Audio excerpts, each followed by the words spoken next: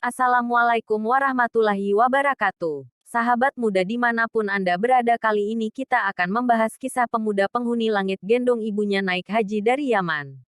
Uwais Al-Qarni, pemuda miskin yang saleh dan taat kepada ibunya dari Yaman.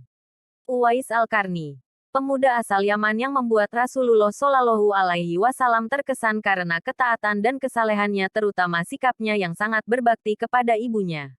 Uwais Al-Qarni yang memiliki nama lengkap Abu Amru Uwais bin Amir bin Jaza Al-Qarni Al-Muradi Al-Yamani, adalah penduduk dari Karan di Yaman.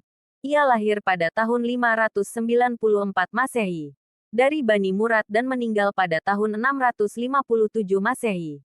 Dimakamkan di Rakkah, Suriah. Ia juga pernah ikut dalam Perang Siffin.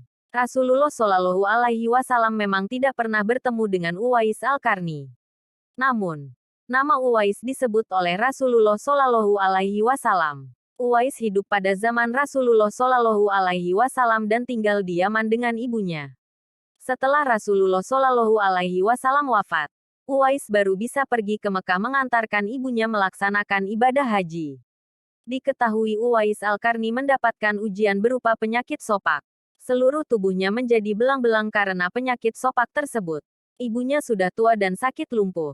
Namun Uwais Al-Qarni senantiasa merawat ibunya dengan telaten dan penuh kesabaran. Dia juga berusaha selalu memenuhi semua permintaan ibunya yang lumpuh itu. Tapi hanya satu permintaan yang belum dikabulkan dan kesulitan untuk memenuhinya.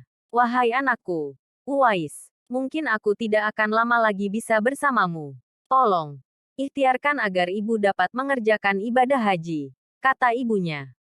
Setelah mendengar permintaan dari ibunya tersebut, Uwais terdiam dan termenung memikirkan caranya agar sang ibu bisa menunaikan ibadah haji. Jika memakai kendaraan berupa unta maupun keledai jelas tidak mungkin karena tidak punya biaya. Jalan satu-satunya yakni menggendong ibunya dari kota kelahirannya Al-Qon, Yaman, meski harus menempuh jarak yang sangat jauh. Perjalanan menuju ke Mekah, Yaman ke Mekah kira-kira 1119 km. Selain itu juga akan melewati padang tandus yang luas dan sangat panas.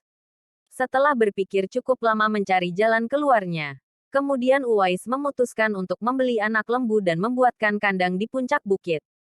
Setiap pagi, Uwais bolak-balik menggendong anak lembu tersebut naik turun bukit. Bahkan ia sampai disebut gila oleh orang-orang yang melihat tingkah lakunya. Setelah 8 bulan berlalu, dan masuk pada musim haji, lembu milik Uwais pun beratnya telah mencapai 100 kg. Begitupun dengan otot Uwais yang semakin kuat. Ia semakin bertenaga mengangkat barang. Akhirnya orang-orang pun mengetahui maksud dari Uwais menggendong lembunya setiap hari itu. Ternyata ia sedang latihan untuk menggendong ibunya. Uwais pun menggendong ibunya berjalan dari Yaman menuju ke Makkah. Begitu besar cintanya Uwais terhadap ibunya. Ia rela menempuh perjalanan yang jauh dan tidak mudah itu hanya demi ibunya. Ketika wukuf pun Uwais dengan tegap dan gagah. Ia tetap menggendong ibunya melaksanakan wukuf di Ka'bah. Melihat perjuangan anaknya tersebut, ibunya pun terharu dan bercucuran air mata bahagia telah melihat Baitullah sebelum ia meninggal. Di hadapan Ka'bah, Uwais berdoa, "Ya Allah, ampunilah semua dosa ibuku." Ibunya pun bertanya, "Lalu bagaimana dengan dosamu?" Lalu Uwais menjawab, "Dengan terampuninya dosa ibu, maka ibu akan masuk surga. Cukuplah ridha dari ibu yang akan membawaku ke surga." Seketika itu juga penyakit sopaknya sembuh atas izin Allah Subhanahu wa Ta'ala. Hanya tertinggal bulatan putih di tengkuknya.